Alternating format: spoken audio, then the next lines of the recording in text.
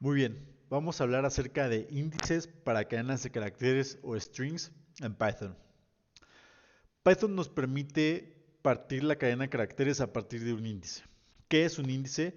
Un índice es la posición que ocupa un carácter dentro de la cadena de texto. Esta posición o este índice se puede ver como número positivo o como número negativo. ¿A qué me refiero? Vamos a suponer que yo tengo mi cadena de texto hola, así tal cual, Hola. Si yo lo quiero ver índices como números positivos, empiezo de izquierda a derecha y empiezo en el cero. Entonces H ocupa mi posición o índice cero. O ocupa mi posición o índice 1. L2 y A ocupa la posición 3. Yo también lo puedo ver como números negativos. ¿Cómo es esto? Empiezo en el menos 1 y empiezo de derecha a izquierda.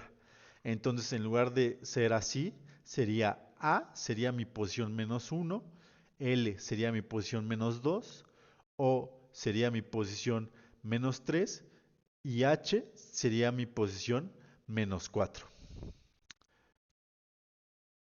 Muy bien.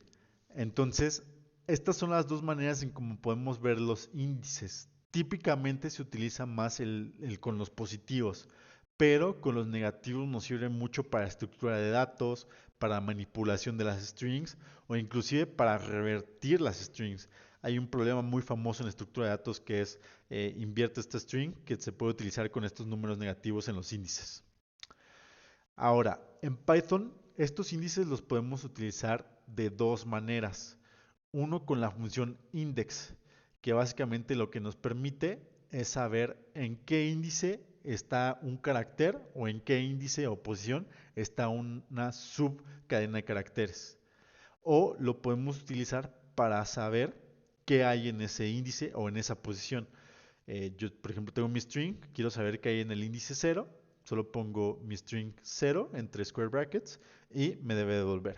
Vamos a verlo mejor con ejemplos.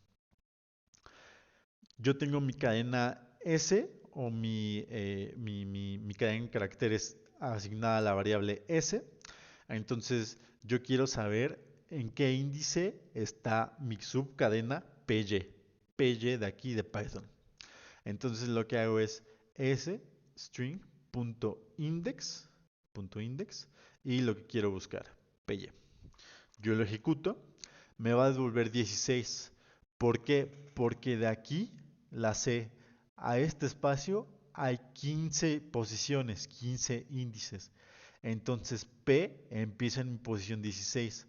Por lo tanto, PY estaría o empezaría a partir de mi posición 16. Puedo hacer lo mismo con C. Es 0. ¿Por qué? Porque C está en mi posición 0. Ahora, hay que mencionarles que esta función index es sensible a mayúsculas y minúsculas. Entonces, si yo quiero buscar PY en minúsculas, me va a devolver que no encontró el substring. ¿Por qué? Porque PY en minúsculas no aparece en ningún momento. Solo está P mayúscula y Y minúscula. Ahora, si utilizamos la segunda opción, también podemos saber qué hay en esa posición. Básicamente lo que estoy diciendo aquí es decirle a Python, de mi cadena de caracteres S, quiero saber qué carácter está en el índice 0. Si yo lo ejecuto es C, ¿por qué? Porque C está en mi índice 0. Ahora, esta función o esta nomenclatura que tenemos aquí también tiene reglas. Una de las reglas es que no puedes saltarte el rango de índices. S tiene cierto número de posiciones. Si yo hago S, quiero saber qué hay en mi posición 33, me debe devolver index out of range. ¿Por qué? Porque no existe la posición 33. Hay muchas menos posiciones que 33 en esta cadena de caracteres. Ahora, como les mencioné, también lo podemos ver como números negativos. Si yo le digo a Python, quiero saber de mi cadena de caracteres S, que hay en la posición menos 1 o en el índice menos 1, me va a devolver n. ¿Por qué? Porque n es el primer carácter que aparece aquí. Acuérdense de derecha a izquierda, el menos 1 aquí de Python. Yo también le puedo decir que hay en el menos 3, por ejemplo. Me va a devolver h. ¿Por qué? Porque es menos 1, menos 2, menos 3, la h de Python. Y es la misma regla que en los positivos. Yo no puedo superar el número de índices o el número de posiciones que tengo.